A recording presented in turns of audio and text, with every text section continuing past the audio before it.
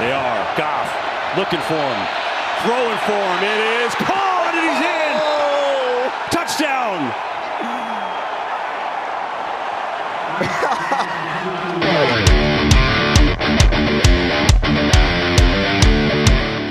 My Packers fans, my cheeseheads, we are back, baby.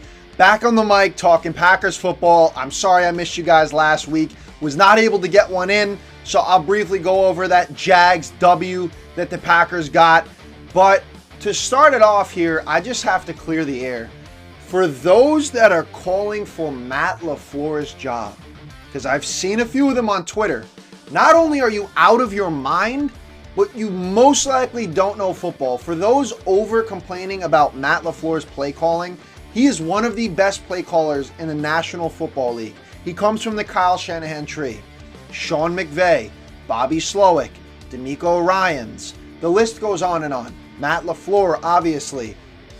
He knows how to coach. He is one of the best offensive minds in the entire National Football League.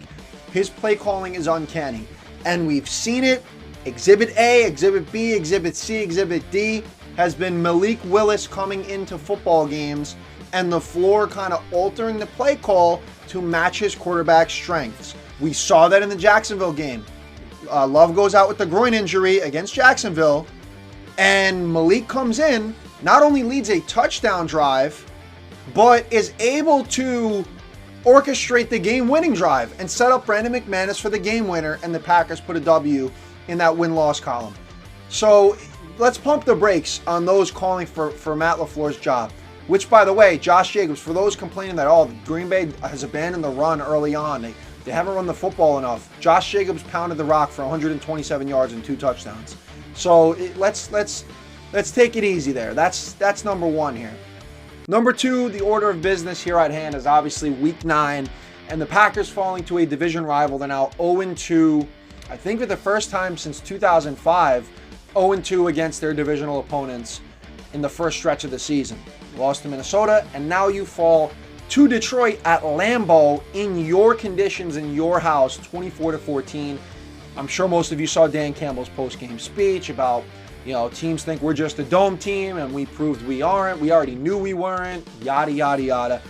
They're a great team. They're probably the best offense in the entire league.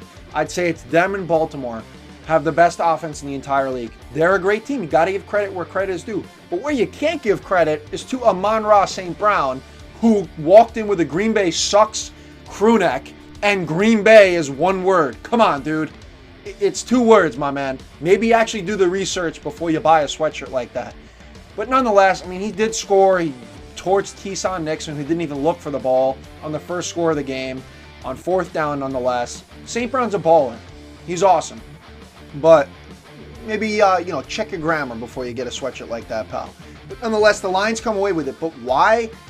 Mainly because of self-inflicted wounds. Because you look at the stat sheet for the Packers against the Lions in this game. Green Bay outgained Detroit by 150 yards. Green Bay picked up more first downs than Detroit, 20-17. Green Bay averaged more yards per play, 6.6 to 4.7. And they also had 136 more passing yards than the Lions.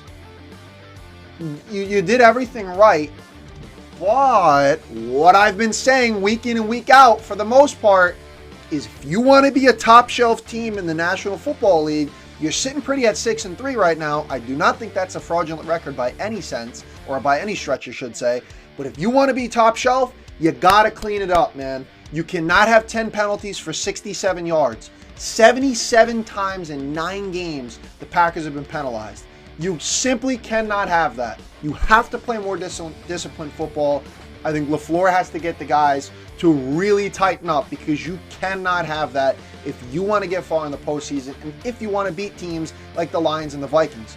Just can't happen. Drive-killing drops. I know there was rainy, wet conditions, but the Lions played in the same exact conditions, albeit, and they're not used to them because they play in a dome, and they were able to catch the football just fine in key spots. But the Packers had some drive-killing drops. 5 of them in this game. Tucker Kraft had a drop on 3rd down. You had Wicks, who had a drop on 3rd down. Wicks dropped a touchdown in the end zone, albeit it was a little bit behind Wicks, but you got to catch that ball, man. You're playing down, and it was in the fourth quarter. You're playing down by so much. You got to catch that ball. Elgton Jenkins playing at center for the injured Josh Myers. He can play guard, obviously. He can play tackle. He needs some further work at center because 3 botched snaps in this game. One of them, Love sort of took his eye off of it, but 3 botched snaps nonetheless. The point still remains, and 2 of them were on the same drive killing as well. So the Packers just have to have better execution. And Jordan Love, you gotta limit the turnovers. You gotta cut out the turnovers. You cannot have that. Look, Love is going down a similar path that he did in the beginning of last year's first half, which he was able to, all right, let's lock in. Hopefully that's the same. It's looking like the same sort of pattern from the beginning of last year where he's turning the ball over at an alarming rate. He's got an interception in 7 straight games. Who does that match? I also mentioned this in my last Packers video. Love has a lot of Brett Favre-like characteristics and a lot of Raj-like characteristics. You don't want to have the Brett Favre characteristic of throwing interceptions. He matches Brett Favre, 2006. He had an interception in 7 straight games. You have to clean it up because from there, the game was completely derailed. When Jordan Love threw that pick 6 to Kirby Joseph in a panic, he tries to get it to his check down Josh Jacobs, and Joseph takes it the other way. That was a difference of being down 10-3 at the half or 17-3 at the half. That is a huge difference, and it ultimately cost the Packers. Also in the second quarter, the Brandon McManus field goal miss. You thought the special teams and the kicker problems were over in Green Bay? Well, not just yet. You thought Anders Carlson and Braden Narvison were on the next train to California or something? Well, Brandon McManus, albeit he has been awesome, he's been really good so far for the Packers, but that's a marquee miss in the second quarter when you could have been down 7-6 instead of 7-3. It just kind of went downhill from there with Jordan Love's interception, though, before the half ended. You have 30 or so seconds, 2nd and 1. Why are you trying to force it? You didn't have Jair Alexander in this game. You didn't have Evan Williams in this game, and it definitely showed because the secondary struggled.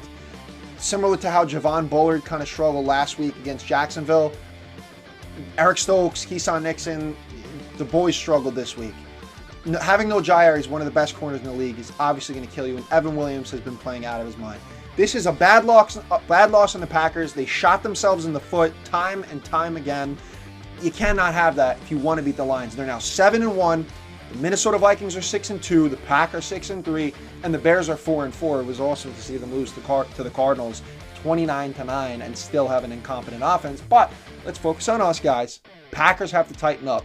You want to be a top shelf team, you have to cut out these issues that we saw rear their ugly heads in this game. What do you guys think? Drop your comments in the comment section below. I want to hear from you, and subscribe because I promise you this content will still, whether I miss 1 week, I'm still going to make up for it the next week. This content is coming all season long.